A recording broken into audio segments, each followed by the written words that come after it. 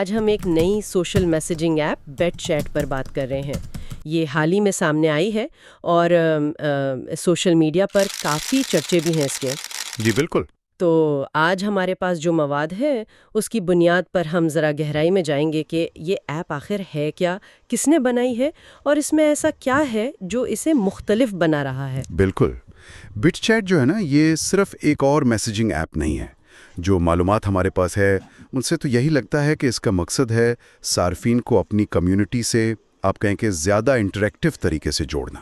اچھا جی، اس میں chats, groups, channels تو ہیں جیسے واٹس ایپ یا ٹیلی گرام میں ہوتے ہیں، لیکن کچھ چیزیں خاص طور پر اس کا بنیادی ڈھانچہ وہ بالکل الگ ہے۔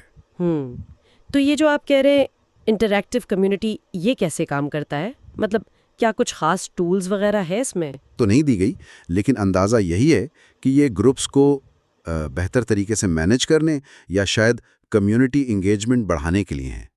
مگر جو چیز اسے واقعی آپ کہیں کہ نمایاں کرتی ہے نا، وہ اس کی بنیاد ہے۔ بنیاد؟ اچھا، وہ کیا ہے اور اسے بنایا کس نے ہے؟ کیا یہ کوئی بڑی ٹیک کمپنی ہے اس کے پیچھے؟ نہیں، دلچسپ بات یہی ہے، اسے ڈیولپر کمپنی نیم نے بنایا ہے، اور جو ہمیں معلوم ہوا ہے یہ ڈیولپرز پہلے بھی بلاک چین ٹیکنالوجی اور سیکیور کمیونیکیشن سسٹمز پر کام کر چکے ہیں۔ اوہ، تو وہی تجربہ یہاں بٹ چیٹ میں نظر آ رہا ہے۔ Blockchain? ایک منٹ، مطلب یہ صرف میسیجنگ ایپ نہیں، اس میں وہ کرپٹو والی ٹیکنالوجی شامل ہے؟ بالکل، یہی تو اس کا آپ کہہ لیں مرکزی نقطہ ہے۔ اس کے ڈیزائن کے پیچھے 3 بنیادی اصول ہیں: پرائیویسی، ڈی سینٹرلائزیشن یعنی عدم مرکزیت، جی، اور کرپٹو انٹیگریشن۔ اچھا، عدم مرکزیت کا مطلب تو آپ جانتی ہیں کہ کنٹرول کسی ایک جگہ یا کمپنی کے پاس نہیں ہوتا، جی جی، نیٹ ورک پر پھیلا ہوتا ہے۔ ذرائع میں تو اسے مستقبل کا میسنجر بھی کہا جا رہا ہے۔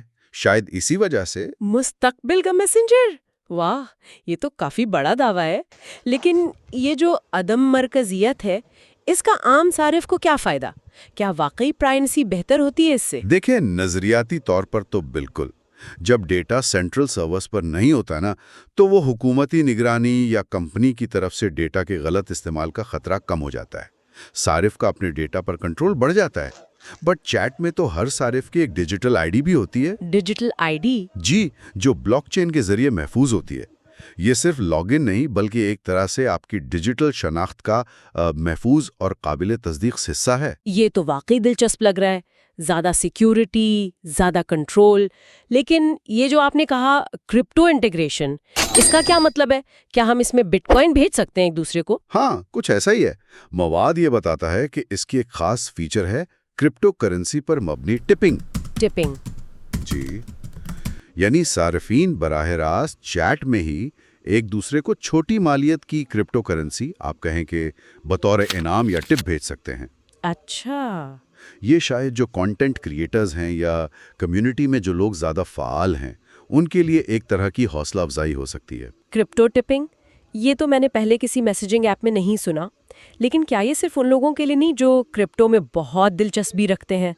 عام صارف کا کیا؟ یہ بہت اہم سوال ہے، اور ذرائع میں یہ واضح نہیں کہ یہ کتنا آسان ہے، لیکن یہ ضرور لگتا ہے کہ ایپ ایسے صارفین کو ٹارگٹ کر رہی ہے جنہیں ڈیجیٹل اثاثوں اور وہ جو ویب 3.0 کے تصورات ہیں ان میں دلچسپی ہے۔ اس کے علاوہ ایک اور فیچر ہے NFT شیئرنگ کا۔ NFT وہ بھی شیئر کر سکتے ہیں؟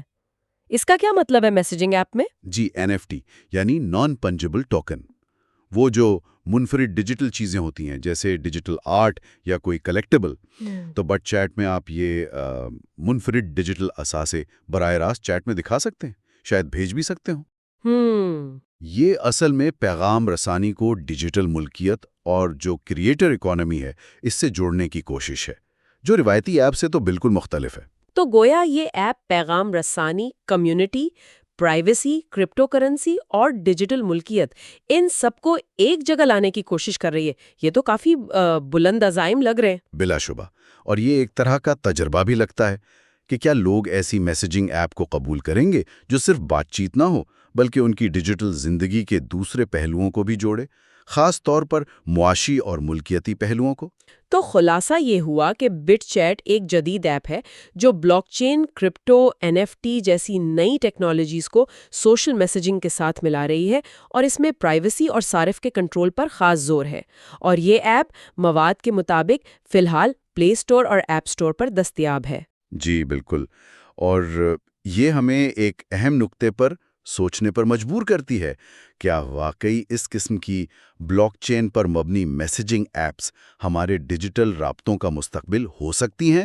اور اگر ایسا ہوتا ہے تو پھر ڈیٹا کی رازداری، ہماری ڈیجیٹل شناخت اور آن لائن کمیونٹیز کی جو نوعیت ہے اس پر اس کے آپ کہیں کہ دور رس اثرات ہوں گے؟ یہ واقعی ایک سوچنے والی بات ہے۔ جی، یہ وہ سوالات ہیں جن کا جواب شاید ہمیں آنے والے وقت میں ہی ملے۔